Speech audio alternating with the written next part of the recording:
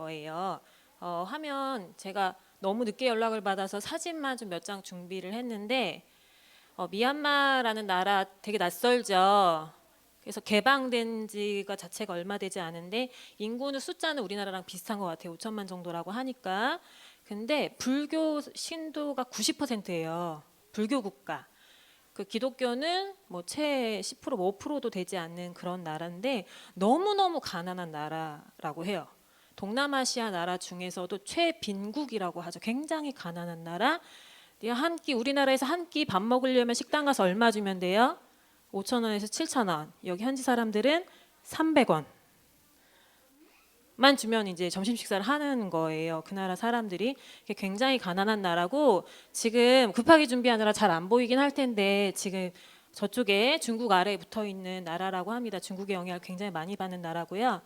다음 장 보시면 이렇게 완전 불교 국가에서 그리고 이 나라 특징이 뭐냐면 선생님 학교랑 너무 비슷하다고 생각을 했던 게 외국인들이 가서 전도하면 안 된대요.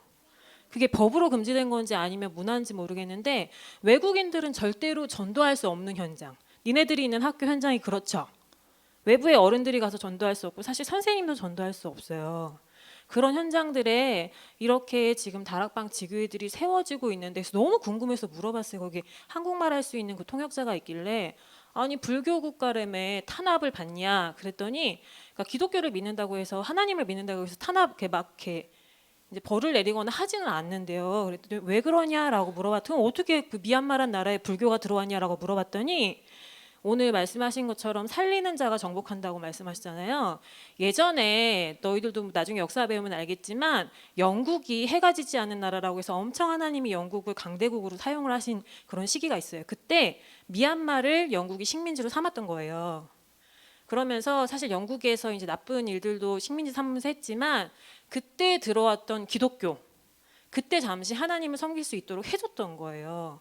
그래서 그 사람들이 지금까지 이제 유지가 되면서 또 이제 다락방을 만나게 되면서 이렇게 많은 지교의 사역자들이 세워지게 되었다라고 말씀을 하시더라고요. 그래서 선생님이 갔었던 양곤이라는 현장은 그 다음에 보시면 쉐다곤 파고다라고 하는 다음 장 넘겨주세요. 그러니까 우상 신전의 크기가 어느 정도냐면 우리 교회에 한 30개 붙여놓은 것만한 것 같아요. 우리 교회 전체 땅 크기가 그거보다 더 클 수도 있어요. 그래서 저게 얘들아 보이는 저게 다 황금이야. 겉을 황금으로 칠해놨어요. 안에까지 황금이란 소리가 아니라 겉을 황금으로 다 칠해놨는데 저기는 삥 둘러서 한 100여 개가 넘는 전체 한 뭐 수백 개 수천 개가 넘는 그냥 쭉쭉 넘겨주시면은 이제 우상 숭배하는 현장들이 나오는데요. 그렇게 너무 웃긴 게 저기 보면은 아까 봤던 큰 거 안에 부처님의 유품이랑 머리카락 8개가 들어있대요. 웃기죠? 그래서 그거를 왜 절을 하나 막 이런 생각을 굉장히 많이 하고 그다음에 심지어 갔더니 부처님의 이빨 모형이 있어요. 거기에 절을 해 사람들이. 그래서 이제 그런 현장인데 저 쉐다곤이라는 우산 현장을 중심으로 10마일, 그러니까 그 중심으로 10마일을 양곤 시내라고 얘기를 하고 처음에 선생님 잘 못 봤는데 곳곳에 돌아다니다 보니까 모든 마을들이 저 쉐다곤의 축소판처럼 작은 우상 파고 작은 신전들을 중심으로 마을들이 형성되어 있어요. 근데 너무너무 더러워. 선생님 지난번에 여기 나와서 귀신이 더럽다라는 얘기를 했었는데 정말 너무너무 더러워서 길거리에 쓰레기가 그냥 막 굴러다니는 정도가 아니라 그냥 쓰레기장이라고 할 수 있는 사실 인도는 더 심하죠. 사실 저 앞에 있던 저 사진은 그 승려들에게 바로 이제 아침 식사하는 승려들에게 절하고 하는 사진인데요. 저런 현장 속에서 다음에 보면 선생님이 목사님이랑 같이 갔던 현장이 MRTS 현장인데 RTS가 뭐예요? 렘넌트 신학 연구원이잖아요. 그래서 이렇게 성동현 전도사님 같은 저런 목회자를 키워내는 곳인데 여기가 그 현장이에요. 그래서 미얀마에 있는 목회자들을 키워내는 현장인데 저기 안에 사람이 한 60명 정도 목회자들이 지금 자라나고 있는 그런 현장이고 벌써 19번째 졸업식이 어제 열렸다고 해요. 그래서 저 현장에서 지금 보면은 지금 식당 사진인데 저렇게 사실은 굉장히 열악하고요. 불 때워서 계란 후라이 하는 장면입니다. 그 샤워 시설이고요. 그러니까 위생관념이나 이런 부분이 굉장히 없는 거죠. 저런 현장에서도 하나님께서 세우신 많은 렘넌트 사역자들이 서고 있고, 저기 나온 사람들이 각 지역에 흩어져서 RUTC를 담당하고 있는, 지교회들을 담당하고 있는 그런 목회자들이 양성되는 장이에요. 그 다음 장 넘겨주시면 빠르게 넘어갈게요. 미얀마에는 135개의 소수민족이 있대요. 뭐 다른 동남아 나라들도 막, 선생님 저 처음 봤어. 이거 니네 봤죠? 이거 목에다가 막 목 이게 길게 하는 저런 부족 있잖아요. 선생님 직접 봤어요. 정말 신기하더라고. 목에 이렇게 엄청 차고 있어요. 목에만이 아니라 막 팔이나 이런 데도 차고 있던데, 근데 저 사람 부스를 다 돌진 못했지만 특징이 뭐냐면 반드시 섬기는 곤충이나 동물이 있어요. 어느 부족이든지 섬기는 것들이 있고, 얘는 택시 아닌데 저렇게 안에 항상 불상 같은 게 모든 택시들에 다 있더라고요. 쭉 넘겨주시면 너무 더러운데 굉장히 깨끗한 사진만 지금 있는데, 저런 곳에 저기가 빈민가라고 하는 달라라는 지역에 있는 달라 지교예요. 그래서 우리가 온다고 사람들이 되게 저렇게 많아요. 저렇게 완전히 낙후된 빈민 지역에 많은 사람들이 모여서, 그러니까 한 사람으로 시작된 그 전도 운동이 아까 말씀하신 것처럼 바울이 디모데를 낳고 디모데가 충성된 자가 또 다른 사람을 가르쳐서 저렇게 많은 렘넌트들이 저 현장에 있는 거고요. 여기는 이제 산업 현장에 있는 또 다른 예비 지교회라고 합니다. 목사님 오신다고 저렇게 막 풍선 달아놓고 환영한 거예요. 그래서 다 대나무로 집이 돼 있어요. 이렇게 진짜 TV에서 보던 거죠. 저 지교회에서 목사님께서 이제 계속 이제 말씀을 선포를 하시는데, 저렇게 어린아이들이 너무 어머님들이 너무 집중해서 잘 듣는데, 선생님 너무 깜짝 놀랐던 게 뭐냐면 우리는 너무 좁아서 안에 들어가지도 못했어요. 이거 현장 사진입니다. 그래서 들어가지도 못했는데 목사님이 복음 메시지 선포하시면서 계속 뭐 질병에 대한 모든 악기는 떠나가라 막 이런 말씀을 하셨는데, 그랬더니 갑자기 목사님께서 아픈 사람 있으면 손 들어보라고 하는 거야. 그러더니만은 저 뒤에 말씀을 굉장히 잘 듣던 할머니 한 분이 손을 딱 들더니만은 막 주섬주섬 밖으로 나가요. 그래서 저분은 말씀 잘 듣고 왜 밖으로 나가나 했더니 딸을 데리고 온 거예요. 딸이 한 달 전부터 심장이 벌렁벌렁대고 잠을 잘 수 없는 그런 상황이 온 거예요. 오래된 건 아니고 한 달이고요. 나이가 33인데 애가 셋이더라고요. 그러니까 목사님이 저 사람에게 안수를 한 거야. 안수를 해서 이제 그 예수 이름의 능력을 얘기를 하신 거죠. 우리는 잘못 보면은 목사님이 손을 얹어서 저 사람이 병을 낳았네라고 생각했는데, 목사님의 내용과 선포하는 말씀의 내용은 예수 그리스도였어요. 예수 그리스도의 이름. 저 지역이 무속이 굉장히 많은 지역이라고 해요. 무속 현장이. 목사님이 저렇게 안수 기도를 하고 마치시고 나서도 계속 예수의 이름을 불러라. 예수 그리스도 안에 그 능력을 체험해라라고 계속 말씀을 하시면서, 그러니까 이 지역에 진짜 반드시 하나님 증거가 일어나야지만 전도 운동이 올바르게 시작되지 않겠습니까라고 하고선요. 선생님 이 사진 보세요. 저 사람 얼굴이 표정이 변하는데 다음 사진이요. 기뻐 보이죠, 되게. 사진도 누가 찍었는지 너무 잘 찍었어요. 네, 그래서 이렇게 기도하고 오시는 그런 장면, 목사님 보면서 항상 현장 갈 때 하나님이 반드시 말씀을 주신다라고 했는데, 사실 너무 놀랐죠. 저렇게 작정하고 간 것도 아닌데 바로 성령의 감동으로 저렇게 안수하시고 저렇게 하나님께서 역사하시는 모습을 보고 사실 너무 기뻤고, 선생님 마음속에도 하나님 반드시 치유하시겠구나라는 생각을 하게 됐습니다. 그다음 저희가 이제 3가지 현장 중에 마지막 여기가 있더라 고아원 현장이에요. 이 안에는 50명들의 고아가 있어요. 각지에서 뭐 전쟁이나 여러 가지로 이제 모아 놓은 고아들이 있는데, 사실 보면서 얘네들이 니네보다 나아. 너무 많이 느꼈어요. 선생님 아들 2명 있지만 걔네들보다 얘네들이 훨씬 낫다. 얘네들은 오직 아침에 일어나서 새벽 예배 드리고요, 말씀 듣고요, 말씀 읽고요, 학교 갔다 와서 공부하고 예배 드리고 자기 정리하고, 그게 다야. 그래서 엄청 공부 잘하는데, 여기 고아원 현장인데요. 그래서 쭉 저렇게 많은 어린이들이 있어요. 목사님께서 말씀을 길게 하셨어요. 짧게 안 하고 길게 하셨는데 단 한 명도 떠드는 사람 없이 말씀에 완전 초롱초롱한 눈망울로 집중하는 모습을 볼 수 있었고, 여기 가져갔던 물건들을 이렇게 줬어요. 애들은 사실 예쁜 옷이나 이런 거 별로 없잖아요. 근데 너무너무 기뻐하고 너무 좋아하는 현장. 그다음 배구하고 이제 뭐 만들기 하는 그런 현장이고, 뭐 종이접기도 같이 하고 이렇게 우리 팀이랑 같이 시간을 보내는 그런 시간이 있었는데, 정말 너희들은 보기에 겨웠죠. 맨날 예배하는 거 지겹죠. 그 다음에 우리는 사실 예쁜 옷, 여자친구들 아무리 엄마가 맨날 옷 사주는데 옷장 문 열면 맨날 옷 없잖아요. 맨날 옷 없어. 남자친구도 맨날 뭐 친구들은 뭐 사오는데 뭐 나는 게임 없고 신발 없잖아요. 저기 딱 한 달만 살고 옵시다 우리. 그러면 그런 불만이 다 없어질 것 같아요. 그런 거 하나도 선생님 진짜 가서 아 말씀에 욕심이 탐심이 우상이라는 게 이 말이구나. 그런 거 없어도 너무 행복해요. 오히려 그런 거 있는 우리는 너무나도 마음이 힘들고 우울증이 시달리잖아요. 그래서 이런 현장들이 선생님 사실은 선교라고 했을 때 선교가 잘 마음에 품어지지 않았거든요.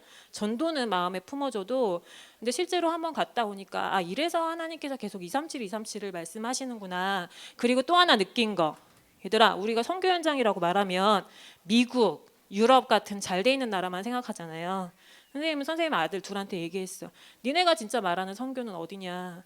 하나님이 보내신다면 이런 현장도 갈 수 있어야 되는 거 아니냐라고 내가 얘기를 했어요.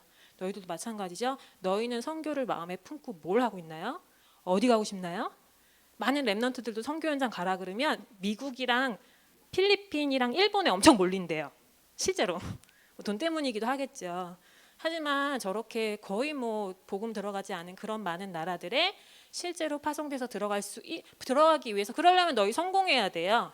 공부해야 되고 돈 벌어야 되죠. 근데 말씀하신 것처럼 그 이유가 돈 때문이 아니라 성공 때문이 아니라 진짜 복음 가진 랩런트들이 그 속에 들어가야 되는 그 이유를 발견했으면 좋겠고 나중에 아직은 좀 어려요. 아직은 좀 어린데 중고등학생 이상이 되면 엄마 아빠 졸라서 선교행선 따라가고 싶어요라고 해서 좀 반드시 좀 다녀오셨으면 좋겠습니다.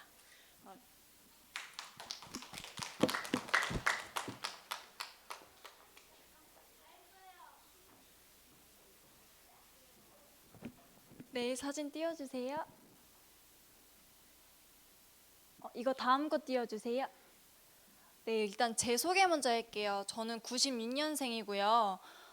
근데 저는 이번 선교 캠프를 가면서 좀 시간 여행을 한 것 같아요.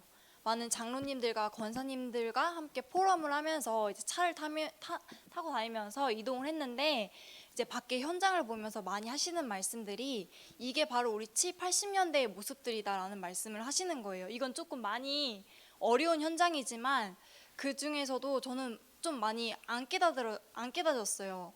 7, 80년대의 현장이라는 말씀이 안 깨닫았는데 뭔가 렘넌트들도 솔직히 지금 목사님들이 또한 전도사님들이 하시는 말씀들이 지금 내 사는 현장과 많이 부딪히지 않을 것 같아서 이 사진을 선택을 했는데 그러면서 좀 이 캠프에서 솔직히 많은 걸 확 깨달은 건 없어요. 근데 뭔가 많은 포럼 속에서 얻은 게 있는데 이 사진을 보면서 조금 느꼈던 게 보면 물을 보면은 완전 초록색이에요. 진짜 깨끗하지 않는 이곳에서 사람들이 살고 먹고 있어요. 근데 우린 지금 깨끗한 물을 쓰고 엄청난 좋은 환경에서 자라나고 있잖아요. 근데 이 모든 게 하나님이 우리나라도 많이 어렸을 때 선교사님들을 미국에서 우리나라로 파송하셔서 우리가 지금 이 자리까지 복음을 듣고 있는 것 같아요. 근데 이렇게 하나님이 우리한테 마지막 결론을 주셨던 말씀처럼 대대로 우리한테 계승해 주셨기 때문에 지금 우리가 이렇게 좋은 환경에서 자라날 수 있는 것 같아요. 이 전 사진을 보면은 정말 이렇게 열악한 환경 속에서 이런 쓰레기 더미 속에서 집을 짓고 살아요. 근데 이 상태도 이 더러운 것도 모른다는 영적 상태를 가지고 이 사람들이 저기에서 밥을 해 먹고 아이를 키우고 그냥 맨발로 살아가는데 우리도 미국에서 선교사님들이 오시지 않았으면은 진짜 이것보다 더한 환경에서 살지 않았을까라는 생각도 들고 그리고 저는 솔직히 선교가 마음에 품어진 적이 한 번도 없어요. 왜냐하면은 그 다른 나라 사람들은 나와 같지 않다고 생각을 했었어요. 지금 내가 복음을 들었지만 내가 복음 듣지 않는 불신자 친구들도 나와는 다른 친구들이라는 생각이 항상 있었던 것 같아요. 나도 모르게. 근데 이 현장을 딱 갔을 때 다음에 이거 다음 동영상 한번 보실게요.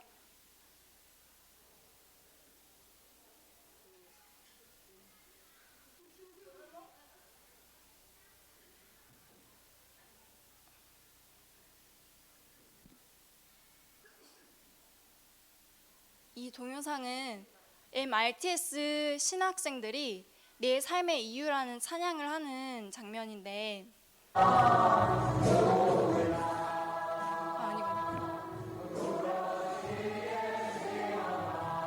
자기 나라에 있는 찬양을 하고 있는 거예요. 저는 이걸 보면서 하나님께 영광 돌리는 이분들을 보면서 아, 이분들이랑 나는 같은 창세기 1장 20절의 말씀처럼 하나님의 형상대로 창조된 우리인데 내가 뭐라고 이 사람들과 나는 다르다고 생각을 했을까?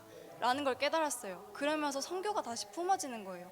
아, 이 사람들 우리랑 똑같이 하나님의 형상대로 창조된 사람들인데 복음 모르고 정말 살아가는 이 사람들한테 이 복음 내가 누리고 있는 평안함을 내가 누리고 있는 예수 그리스도를 전달하는 게 성교구나라는 거를 이 현장을 직접 보면서 깨달았던 것 같아요. 그렇듯이 렘넌트 친구들도 뭔가 그러니까 각자의 초등학교 현장, 학원 현장에 있는 복음을 모르는 불신자 친구들한테 복음을 전달할 때 무언가 부담감을 갖고 있을 거라 생각을 해요.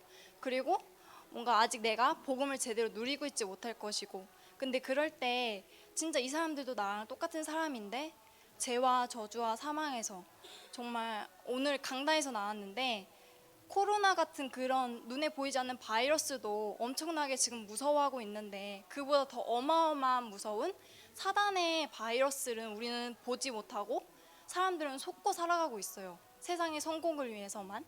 근데 그거를 우리 렘넌트들이 정말 복음을 실제적으로 체험을 하고 확인을 하고 정말 우리와 같은 사람들한테 이 복음을 조금 전달해 주었으면 좋겠어요.